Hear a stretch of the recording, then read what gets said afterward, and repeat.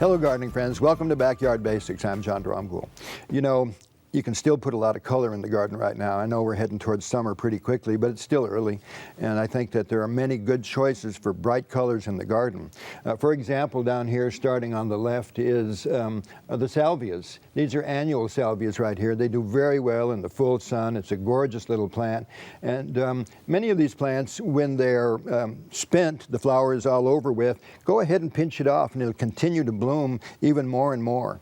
And in the beginning, keep some moisture there, because it's a time of the year when they dry out very quickly. So keep that in mind, and then you can back off and start saving water with a little mulch.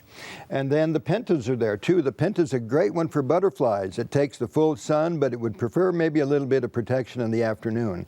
But the penta comes in many different colors. It's a beautiful plant, and we use it in our butterfly garden. We plant them in mass out there. Right after that, the periwinkles. Now, this is just beginning to be that time of the year to put periwinkles in. They don't like the cool weather or moisture all that much, but they need to get established, and then we're off into the summer, and they just bloom like crazy all summer long. They can fit in that health strip in front of your house and do very well out there. That might be a good choice for you. And then the zinnias, one of my favorite flowers. They come in these dwarf sizes now, and they also come in these taller ones for cut and come again. You can also grow them from seed. You don't have to buy transplants.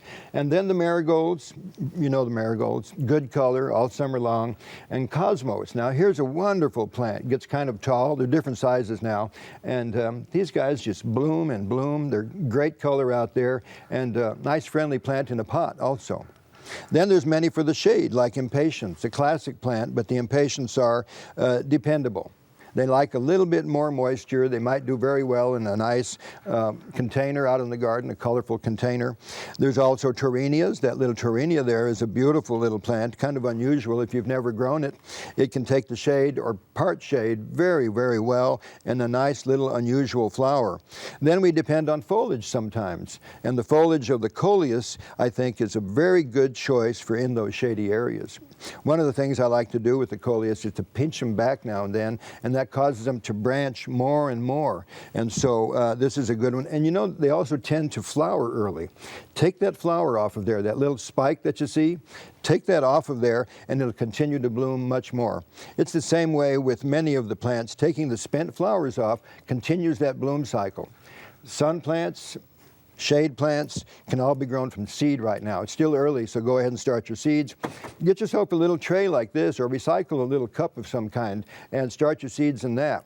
It's very important to use growing medium for seeds. Whether you make it at home out of your compost pile, or you buy one of the commercial mixes, this is important to get a good start.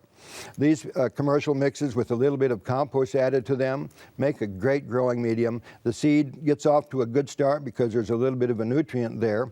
Grow them in bright shade. Don't put them out in the full sun at first. And because these chambers are kind of small, keep the moisture there. Very gently put some water out there and keep those seeds going. For Backyard Basics, I'm John Dromgoole. I'll see you next time.